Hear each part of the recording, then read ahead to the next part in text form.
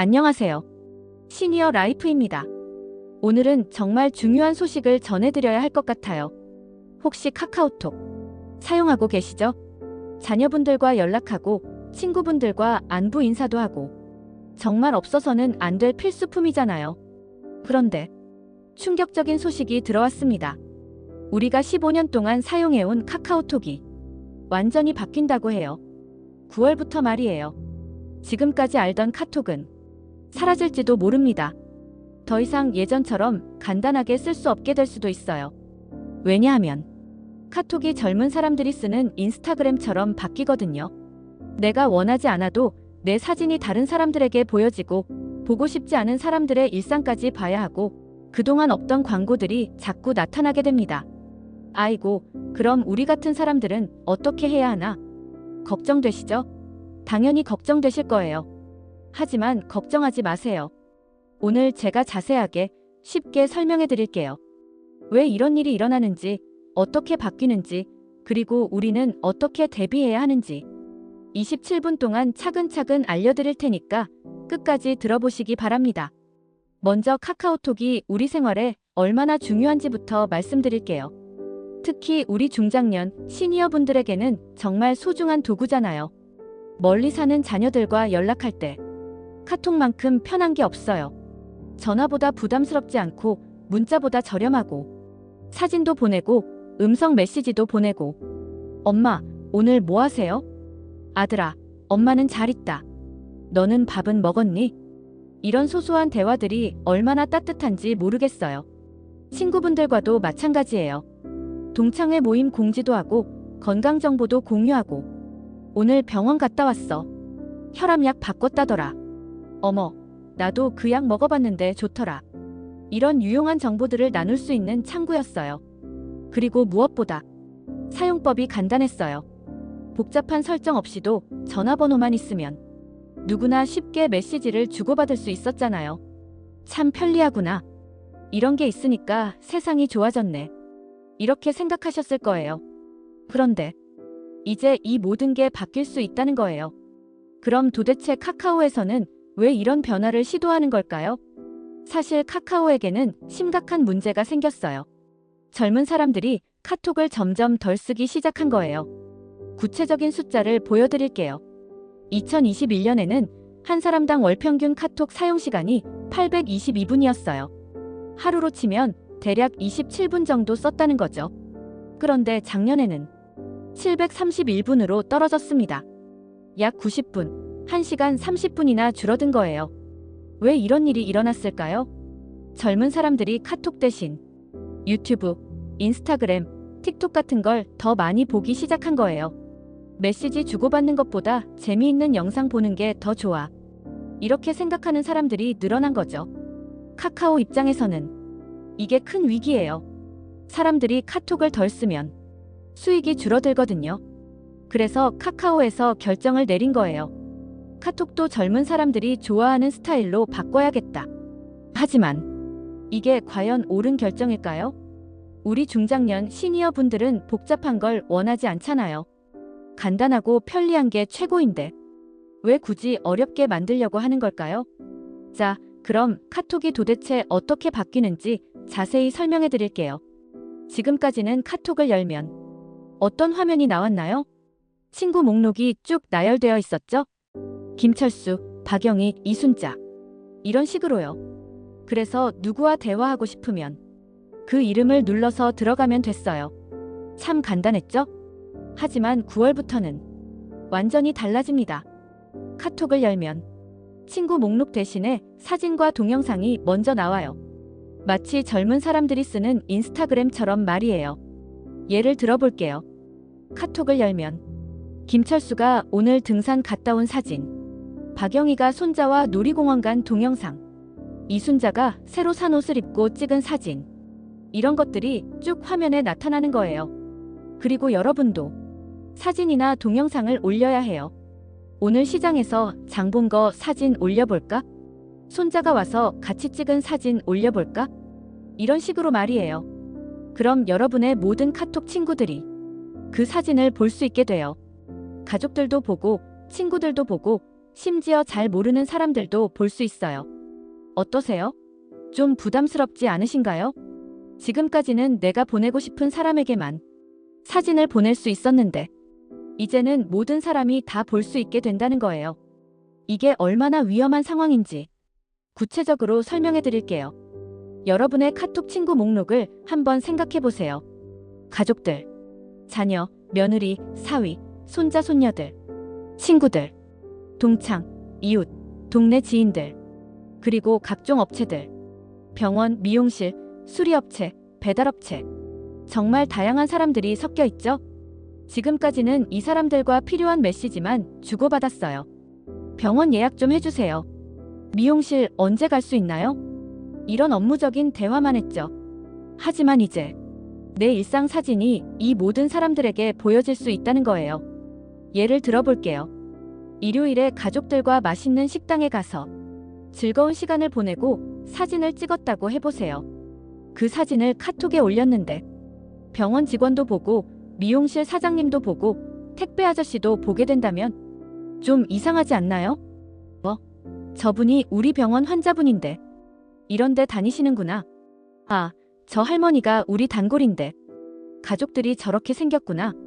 이런 식으로 생각할 수도 있어요. 더 심각한 경우를 생각해 볼게요. 혹시 집안에서 찍은 사진이라면 내 집 구조나 살림살이가 모르는 사람들에게까지 노출될 수 있어요. 어머, 저 집에 좋은 가전제품이 많네. 저기 현금이 있나? 나쁜 마음을 먹는 사람이 있다면 위험할 수도 있겠죠. 그리고 또 다른 문제는 내가 보고 싶지 않은 사람들의 일상도 계속 봐야 한다는 거예요. 예를 들어서 별로 친하지 않은 지인이 매일매일 자기 일상을 올린다면 오늘 뭐 먹었다, 어디 갔다, 뭐 샀다. 이런 걸 계속 봐야 한다는 거죠. 솔직히 그렇게까지 관심 없잖아요. 그리고 더 큰 문제가 있어요. 바로 광고예요. 지금까지 카톡을 쓰면서 광고 때문에 불편하셨던 적 있나요? 거의 없으셨을 거예요. 카톡은 정말 깔끔했거든요. 광고가 거의 없었어요. 메시지만 주고받으면 되니까. 정말 편리했죠. 하지만 이제는 상황이 완전히 달라져요. 사진 보다가 갑자기 광고가 나타나고 동영상 보다가 또 광고가 끼어들고 이게 뭐지? 내가 뭘 잘못 눌렀나? 이런 혼란을 겪으실 수 있어요. 더 문제인 건 이런 광고들이 우리 연령대에 맞지 않을 수도 있다는 거예요. 젊은 사람들을 대상으로 하는 화장품 광고라든지 우리가 전혀 관심 없는 게임 광고라든지 이런 것들을 계속 봐야 할 수도 있어요. 그리고 광고를 보다 보면 시간이 많이 걸려요. 지금까지는 카톡 켜서 메시지 확인하고 금방 끝났잖아요. 5분이면 충분했어요. 하지만 이제는 사진도 봐야 하고 광고도 봐야 하고 30분, 1시간씩 걸릴 수도 있어요.